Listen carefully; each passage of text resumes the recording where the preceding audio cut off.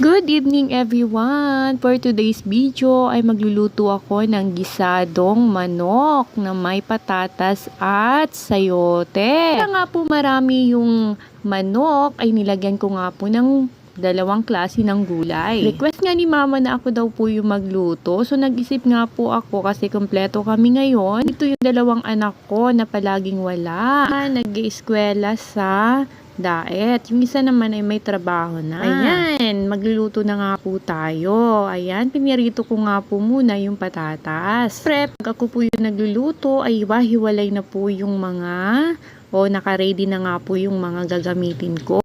Mas madali nga pong lumambot ay pinirito ko muna yung patatas. Ayan, pag brown na po yan ay okay na po yan. Pwede nyo na pong itabi. At magisa na nga po tayo ng bawang sibuyas. Kung nga po palang lutuin to.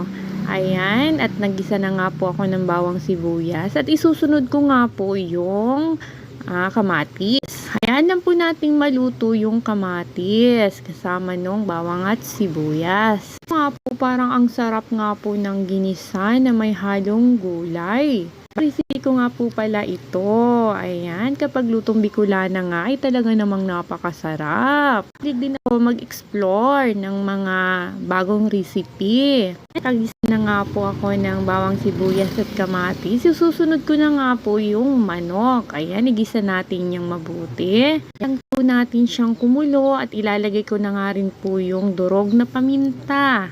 Ayan, at lalagyan ko na nga rin po ng asin. Mga seasoning na yan ay depende po sa inyong mga panlasa. Kung gaano karami o kaunti yung lalagay nyo. Nilagyan ko na nga rin po siya ng bitchin.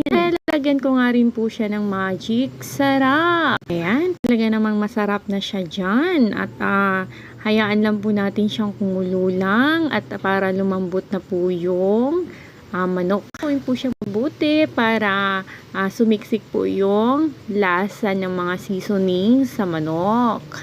At takpan po natin ng mga 5 minutes. Ayan. Nga po ng 5 minutes ay nilagyan ko na po siya ng oyster sauce. Naglagay din po ako dyan ng patis para malasa nga po siya. Hayaan lang po natin siyang kumulo po at tatakpan ko po uli siya at hayaan po natin siya ulit ng mga 5 minutes. Ayan, at sumiksik na nga po yung mga seasoning at yung oyster sauce sa manok at lalagyan po natin siya ng 1 cup ng tubig para masabaw po siya. Ayan, at kayo na rin po bahala kung lalagyan nyo pa po ng para po sa inyo kung matabang pa o okay na po yung lasa. Depende po yan sa inyo. Ayan, at malambot na po yung manok. Ayan po, at lalagay ko na nga rin po yung sayote.